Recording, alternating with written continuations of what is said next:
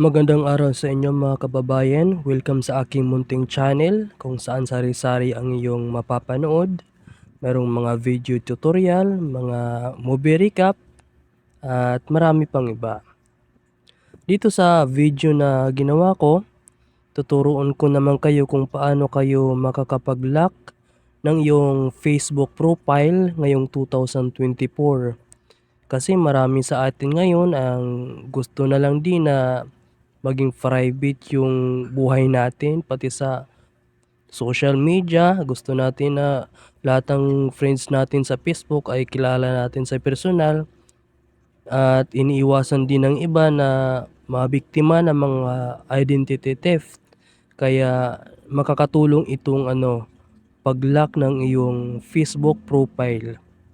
So paano ba itong gagawin? Okay, so sundan nyo lang ang video na to. Una, tingnan lang muna natin kung ano ba ang itsura ng nakalock na Facebook profile. Okay? Okay, so ganito po ang itsura ng nakalock na Facebook profile. Wala kang ibang makikita dito kundi ang pangalan niya lang, profile picture at yung cover photo. Okay, so paano ba gawing tulad nito ang profile mo? Tuloy nyo lang po ang panonood. Dati noong year 2020, nagkaroon ng feature ang Facebook na kung saan pwedeng i-lock ng user yung profile nila. Pupunta ka lang sa profile mo, tapos click mo itong tatlong dots sa kanan, and then meron ditong option na lock your profile. Unfortunately sa ngayon, nawala na yon. Pero kung nakapag-lock ka nung time na yon, mapalad ka dahil hindi mawawala yung feature na yon. Okay? Pero don't worry, dahil sa tutorial na ito, kahit wala na yung feature na yon, magagawa mong malak yung profile mo basta sundan mo lang yung instruction sa video na ito. Okay? Pero syempre una, tingnan muna natin yung Facebook profile na ilalak natin para makumpara natin mamaya sa kalalabasan after nitong video. Kung mapapansin mo, nakapublic pa yung mga pictures at yung iba pang mga mahalagang detalye ng profile na ito. Sige, tara, umpisa na natin.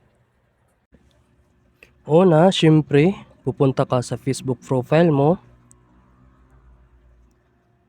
Tapos, click mo itong Edit Public Details. Scroll down mo. Tapos dito sa My Details, click mo yung Edit.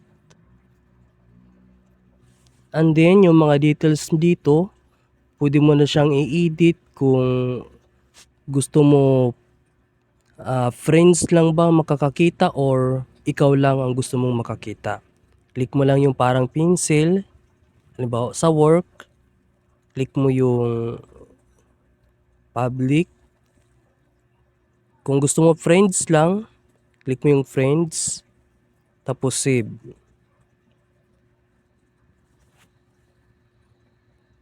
Tapos itong education, click mo din, friends, save.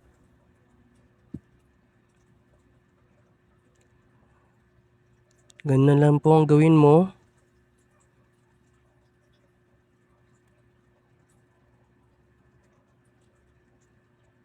Hometown, friends, save.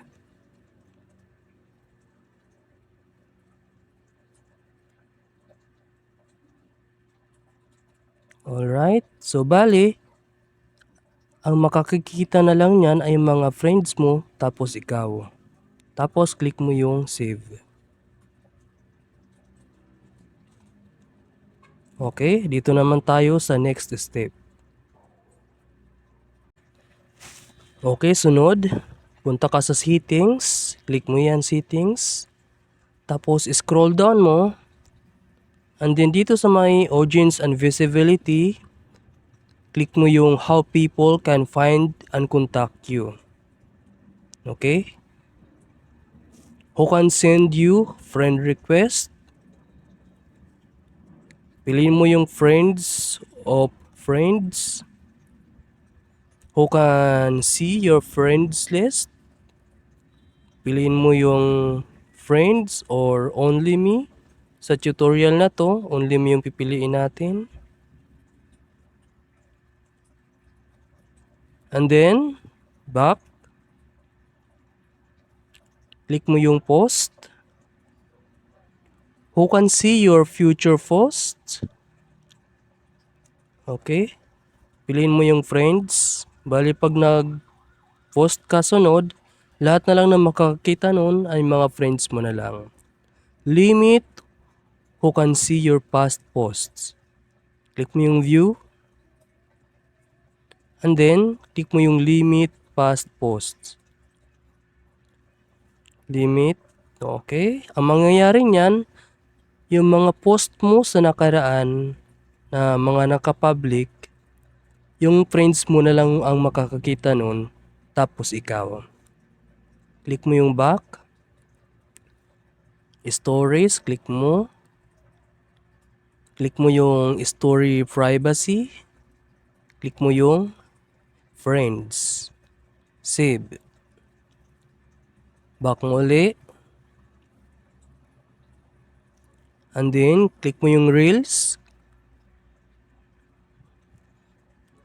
Click mo ito, off mo itong allow others to share your reels to their stories. Who can see your reels? Click mo yung friends. And then back. Followers, public content. Click mo yan. Who can follow me? Click mo yung friends. Who can see your followers on your timeline? Click mo yung only me. Dito sa tutorial na to, only me ang pipiliin natin. Who can see the people, pages, and lists you follow? Only me. Who can comment on your public post? Friends, public post notifications. Only me. Public profile info. Friends. And then click mo yung back. Click mo yung profile and tagging. Who can post on your profile? Siyempre, friends. Who can see what others post on your profile? Friends. Allow others to share your post to their story. Siyempre, disable natin yan. Who can see posts that you're tagged in on your profile? Friends. Alright, that's it. Ngayon, tingnan na natin kung ano ba ang naging itsura ng Facebook profile natin after natin mabago yung privacy. Okay, let's go. Alright, ganito na po ang magiging itsura ng Facebook profile mo after mo masundan yung instructions sa video na ito. Kung i-stalk yung profile mo ng Facebook user na hindi mo friends, ganito lang yung makikita niya. Okay? Kaya maliligtas ka sa identity theft na pwedeng kunin yung pangalan mo, yung picture mo, at yung mga impormasyon mo, tapos gagamitin sa masamang gawain. Kaya mas okay na rin yung mga naka-lock ang profile, lalo mga kakilala mo din sa personal yung Facebook friends mo. Okay, sana po nakatulong ito sa inyo.